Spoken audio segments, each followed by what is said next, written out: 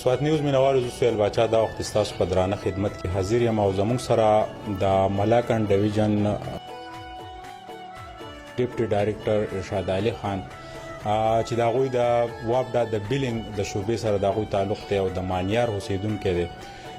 زما د خپل زړه خواهش دا و چې د ارشاد علي خان سره انټرویو وکړو. یو ډېر ښه انسان دی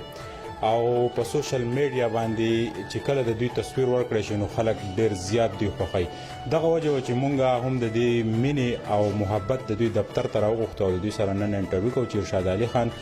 د خپل سرکاري ذموارو نه بعد بیا په خپل کلي کې څه اکټیویټیز دي، د په عام ژوند کې څه دي، د خواهشات څه دي. نو ارشاد علي خان نن زموږ میلمه دی، راځئ د هغه سره خبرې کوو. السلام علیکم ارشاد علي. اعوذ بالله من الشیطان الرجیم. ډېره مننه سهیل باچا چې تاسو موږ له ټایم راکړو او دلې راغلی. نو بس زما خو دغه دی چې زموږ د دفتر مین کم ریسپانسیبিলিټي او زموږ چې دا نو هغه دا چې ټول لکه په ټایم باندې مونږ بیل ایشو کو او هغه لاړ شي کنزیومرز ته او هغه په ټایم جمع کړي چې لکه زموږ د دفتر مین ذمہواری دا ده کنه. عام ژوند کې د دفتر اکټیویټیز هم دي، د عام ژوند سره روټین دی، فیملی له ټایم ملاویږي کنه دفتر کې چې بیا لاړ شي نو بیا څه اکټیویټیز په کلی کله چې مونږ ایم ایس سی کوله کمپیوټر ساينس کې نظام یو چیرمن صاحب لطف الله کاکا خیل داغه دا وینا و چې لکه کله موږ د سماته په خپل په انجینیرینګ کې هم اډمیشن ملاو شو خو ما هغه پرې خو دو او زه کمپیوټر ساينس نه راوته نو زه کمپیوټر ساينس ته لاړم. نو چې الټی لاړو نو دا غراته دا وینا و لکه چې په هغه ورځو کې دا دونه عام فیلډ نو او نه دونه د دې د اکټیویټیز چاته پته و چې د کمپیوټر بس دغه خود دا الفاظ ول چې تمہیں بی اور کمپیوٹر میں سے کسی ایک کا انتخاب کرنا پڑے گا. نو د کمپیوټر جاب کې دونه بیزی چې لکه ته عام طور دغه ته ټایم ورکول پکې ډیره مشکل دی کنه. خو بهرحال د لیمونګه لوکل یو نو د لوکل د وجې نه دار ته دغه چې سنه سره ټایم بیا سړی بچول ورکی او یا مرګرو لا یا غم خادي پکې راځي نو دغه بیا پکې دغه ورکو. علي خان په داسې کرسۍ باندې ناست او بیا دومره اختیارات یقینا چې بیا په ذهن کې مختلف چې دغه راځي د افسران زموږ نور ملګري. خو ارشاد علي خان به حیثیت یو ښه انسان او بیا په سوشل میډیا دونه خلک خوښوي. وجه څه ده؟ تاسو روټین کې پروتوکول زیات ورکوئ، دلته کې د عددي علاقې اوسیدونکي هم د سوات خلک ستاسو مخامخ راځي، د دې مین وجه څه ده؟ نو سهیل باچا دغه خو مین ریزن ماته چې کم راځي نو دا خو خیر یو جو ستاسو د خلکو مینه ده او دویم زمون عام دغه خو جدای چې لکه اکثر په عام دغه کې تاسو ګورئ نو خلک یو بل ته مطلب دا چې کندي کني سکه ما خو یو حدیث کتلو او هغه زما ذهن ته ننوته دی چې خدای پاک وایي چې کته په ما باندې احسان کینو زما په انسانانو باندې تاسو احسان وکړئ. نو که هغه وایي چې کفرس که تاسو په ما احسان کوئ نو زما انسانانو ته لار اسانوي. نو دغه زما یو موټو دی چې لکه زما د لاس نه سکیږي او د چا د هیلپ یو ته وینا شي بل څه دغه شي نو زه د بل د پاره خپل ټایم ضایع کوم، خپل هلي ځلي پرېدم، خپل بچو له ټایم نشم ورکولای. خو زویم چې د بل انسان کار وشوي او په اسانه وشوي او لکه د تکلیف نه دغه نه بچ شوي. علي خان په ژوند کې داسې خواهش باقی شته چې هغه تاسو غواړئ چې هغه زما په ژوندانه پوره شي او دغه زیات خواهش لرئ؟ نو د دې خبرې تعلق خود دې سره د سویل باچا چې یو انسان لکه نن سبا د هر سړي لکه خواهشات دي. نو کله چې ستا د زما خپل ځاني ځان له دا کړه ماشاءالله زه لکه په خپل سټیټس باندې ډیر خوشاله یم او خو مطمئن یم لکه زما د سي صدقه نشته چې لکه زم چیرې زما الله تعالی چې مال سره کړی دی نو په هغه ته رضا یم او خوشاله یم. لکه د سي زما سره چې دغه نشته چې لکه هغه د خلکو دغه چیرې زما دا چل وشو د سي چل وشو کنه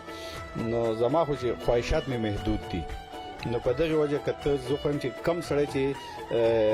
خوشاله ژوند تیرول غواړي نو په کار دي چې هغه خپل خواهشات محدود وساتي. هغه په مو وایي چې مانیار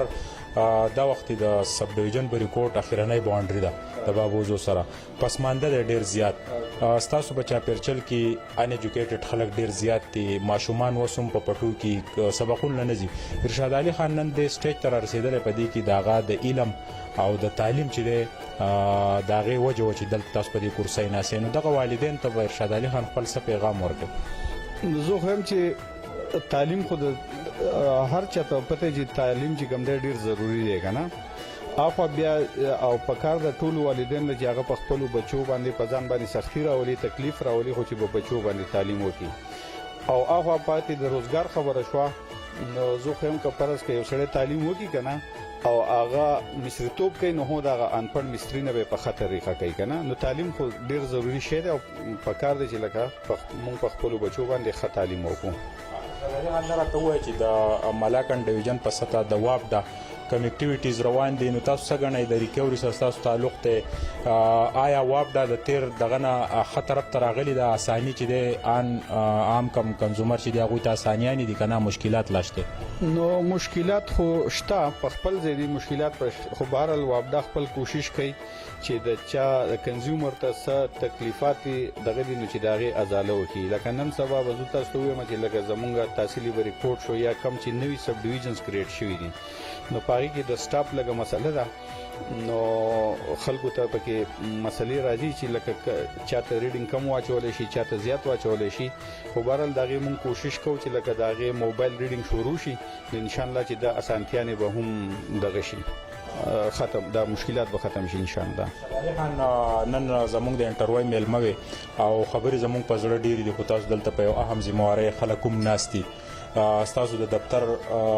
دغه د چې د دروازې همیشه کولاوي که غریبي که هر قسمه خلک دې ترازی او تاسو ته ایکسس اصل دي. اخیرنه میسج پس زړه کې سره راي دا وخت زموږ ډیر پښتانه په بهر دنیا کې تاسو اوري او دا وخت بحران هم د خلک چې د مالی کرایسس کې د ارشاد علي خان خپل دې کتونکو ته سم میسج ورکړي. نو بس بهر ته چې سوګزین اخو د ډېرې مجبورۍ نه زی او لکه پورا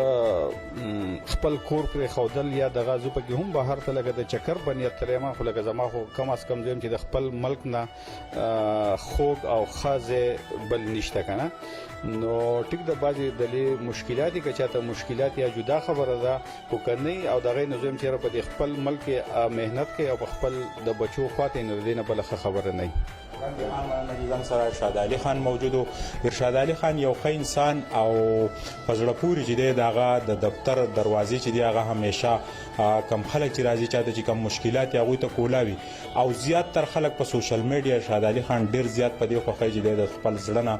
یو بهترین انسان دی. د نړۍ ریپورت نه سره زو سوال بچا تاسو نه اجازه غواړم د الله په امان.